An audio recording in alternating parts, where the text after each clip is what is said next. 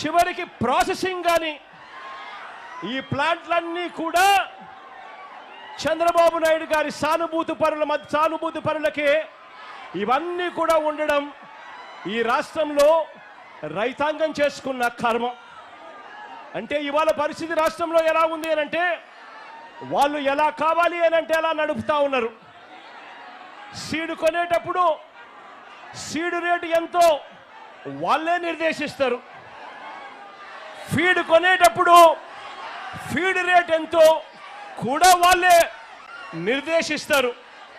చివరికి ఆక్వా రైతన్న లక్షల రూపాయలు ఖర్చు చేసి సాగు చేస్తే తీరా రొయ్యలు ఆ చేపలు పంట పండి చేతికొచ్చేసరికి మొత్తం సిండికేట్గా ఏర్పడతా ఉన్నారు. రేట్లు మాత్రం డమాల్ అని చెప్పి పడేస్తా ఉన్నారు. ఈ రాష్ట్రంలో చంద్రబాబు నాయుడు గారి సానుభూతి పరుల సిండికేట్ ఈరోజు ఈ రాష్ట్రాన్ని నడిపిస్తా ఉంది. ఇలా రైతుల బతుకుల్ని ఈ సిండికేట్ చేతుల్లోనే నలిగిపోతా ఉన్న పరిస్థితులు ఈ రాష్ట్రంలో మనందరికీ కూడా కనిపిస్తా ఉన్నాయి, మన కళ్ళ ఎదుటే. చంద్రబాబు గారు ఈ సీట్లోకి వచ్చారంటే చాలు ఈ సిండికేట్కు పండగే పండుగ.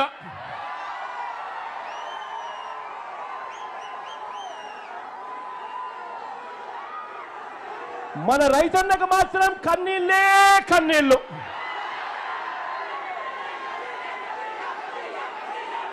ఇలాంటి పరిస్థితి ఈ రాష్ట్రంలో ఉంది. మొట్టమొదటిసారిగా ఇలాంటి పరిస్థితులు మార్చాలి అని చెప్పి తాపత్రయపడిన ప్రభుత్వం ఎప్పుడైనా వచ్చి ఎస్ఆర్సీపీ ప్రభుత్వం అని చెప్పి కూడా గర్వంగా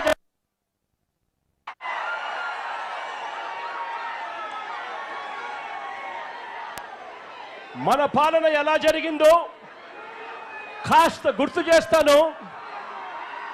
మన పాలనలో జరిగిన కాస్త గుర్తుకు చేస్తాను. గతంలో ఎప్పుడూ జరగని విధంగా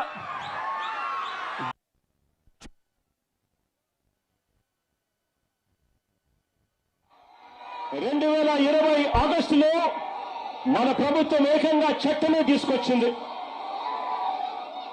ఈ యాప్షెడాకు సాక్షాత్తు ముఖ్యమంత్రి చైర్మన్ గా ఉంటాడు అని చెప్పి యాప్షెడా చట్టంలో నిర్దేశించడం జరిగింది. ఆక్వా రంగంలో ఒక రెగ్యులేటరీ బాడీని తీసుకొని వస్తే ఆ రెగ్యులేటరీ బాడీకి యాప్షెడా అని పేరు పెట్టి ఆ రెగ్యులేటరీ బాడీకి సీఎంఏ చైర్మన్ గా ఉంటూ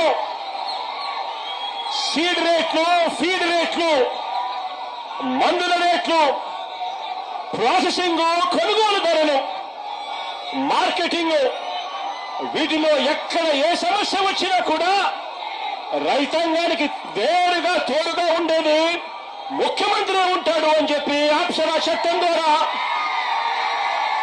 ఒక చట్టాన్ని తీసుకొని వచ్చి రైతన్నలకు తోడుగా నిలబడ్డాం.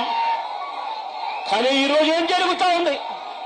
ఈరోజు అదే యాప్షెడా చట్టాన్ని ఈరోజు చంద్రబాబు నాయుడు గారు ఉద్దేశపూర్వకంగా నిర్వీర్యం చేస్తా ఉన్న పరిస్థితులు ఈరోజు రాష్ట్రంలో మన కళ్ళ ఎదుటే కనిపిస్తా ఉన్నాయి. ఈ కంపెనీలన్నీ కూడా ఇష్టానుసారంగా ఫీడ్ ధరలు పెంచుకుంటూ పోతా ఉన్నారు. ఇదే చంద్రబాబు నాయుడు గారు ఎందుకు వీరిని నివారించలేకపోతా ఉన్నారు అని చంద్రబాబు నాయుడు గారిని గట్టిగా నిలదీస్తూ అడుగుతా ఉన్నారు.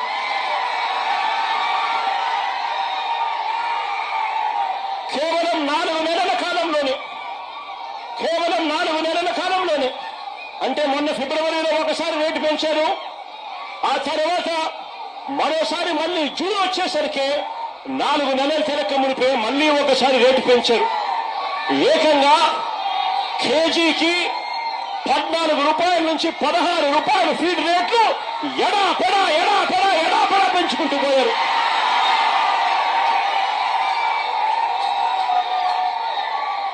రైతుల అంగీకారం లేకుండానే, రైతుల గోడు వినకుండానే యాప్షెడా చట్టాన్ని ధిక్కరించి వీళ్ళు ఇష్టానుసారంగా రేట్లు పెంచుకుంటూ పోతా ఉన్నారు. ఆశ్చర్యం ఏమిటి అంటే ఒకవైపున రేటు చూస్తే 4 నెలలు తిరక్క మునిపే ఏకంగా కేజీకి 14 రూపాయల నుంచి 16 రూపాయలు ఆక్వా రేట్లు ఫీడ్ రేట్లు పెంచారు. పెంచి తూతూ మంత్రంగా చంద్రబాబు గారు చెప్పారు అనంటూ 2 రూపాయలు తగ్గించారు. నేను అడుగుతా ఉన్నాను, కేజీకి పెంచింది 4 నెలలు తిరక్క మునిపే 14 రూపాయల నుంచి 16 రూపాయలు పెంచింది ఎక్కడ? తగ్గించింది కేవలం ముష్టేసినట్టు 2 రూపాయలు తగ్గించడం అంటే ఏమిటి అని అడుగుతా ఉన్నా. ఇది ఎలా ఉంది అంటే చంద్రబాబు నాయుడు గారి భాషలో చెప్పాలి అంటే 100 కొరడాల దెబ్బలు కాదు 98 కొరడాలు అని చెప్పినట్టుగా ఉంది చంద్రబాబు నాయుడు గారి భాషలో. నేను అడుగుతా ఉన్నాను, ఈరోజు ఆక్వా పంటలో ఫీడ్ ఖర్చు 60% కేవలం ఫీడ్ ఖర్చే ఈరోజు ఆక్వా పంటలో అవుతుంది. అలాంటిది ఇష్టానుసారంగా ఫీడ్ రేట్లు పెంచుకుంటూ పోతే రైతాంగం ఎలా బతుకుతుంది అని చెప్పి నేను చంద్రబాబు నాయుడు గారి ప్రభుత్వాన్ని గట్టిగా నిలదీస్తూ అడుగుతా ఉన్నా. ఇదే ఫీడ్ తయారు చేసే కంపెనీ వాళ్ళు ఇదే ఫీడ్ తయారు చేసేందుకు వాడే ఈ సోయా, ఈ ఫిష్ మీలు, ఇతర మినరల్ మిక్స్చర్ రేట్లు పెరిగాయి కాబట్టి మేము రేట్లు పెంచుతా ఉన్నాము, పెంచక తప్పడం లేదు అని చెప్పి వీళ్ళు అంటా ఉన్నారు. నేను అడుగుతా ఉన్నా, మరి వీళ్ళు రేట్లు మినరల్ మిక్స్చర్